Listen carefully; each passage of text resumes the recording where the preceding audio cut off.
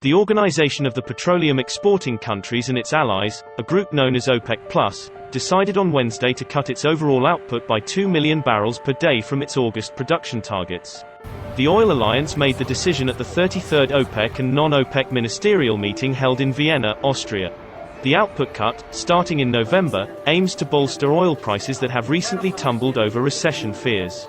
The world energy markets needs attendance, and needs careful planning, and needs assertive investments, and needs commitment to this investment, and needs guidance, without which investment will not happen, without which investors will not be there, and without which, as you can see with your own eyes, it will become a crippling anomaly to the world economy.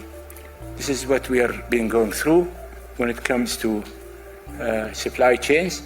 This is what is happening too when it comes to energy markets. The reduction equals around 2% of this year's global oil demand, which is estimated by OPEC at around 100 million barrels of oil per day. OPEC+'s Wednesday move came as crude prices had continued to slide since the last OPEC+ ministerial meeting in early September, when the alliance agreed on a modest production cut of 100,000 barrels of oil per day in October to support prices.